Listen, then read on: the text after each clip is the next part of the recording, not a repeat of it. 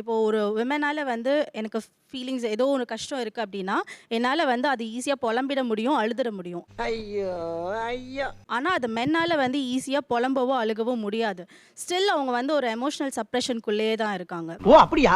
ஜென்ஸ்க்கு பாத்தீங்க அப்படின்னு சொல்லிச்சுன்னா ஃபர்ஸ்ட் இப்ப இருக்கிற ஜென்ரேஷன்ல பிரச்சனை என்னன்னு சொல்லி பாத்தீங்கன்னா பொண்ணு கிடைக்க மாட்டேங்குது சார். என்னையா சொல்ற?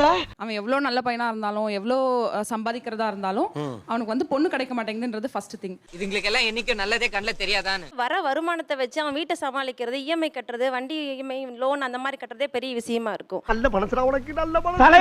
அதுல வந்து எனக்கு பர்த்டே கிஃப்ட் பண்ணல, எனக்கு வெட்டிங் டே கிஃப்ட் பண்ணல, அவங்க வற்புறுத்துறப்போ பயங்கரமா வயிறு எரியுது. அவன் ஃபைனான்ஸ் ப்ராப்ளமா ரொம்ப அந்த இடத்துல வந்து மன நெருக்கடியில இதாகிற மாதிரி இருக்கு.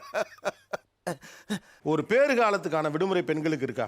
இருக்கு. அப்படி ஆணுக்கான விடுமுறை என்ன இருக்கு? பெட்டர்னல் லீவுன்றது இருக்கு. எத்தனை பேருக்கு இருக்கு? இதுக்கு தான் உங்க பதில கேக்குறாங்க.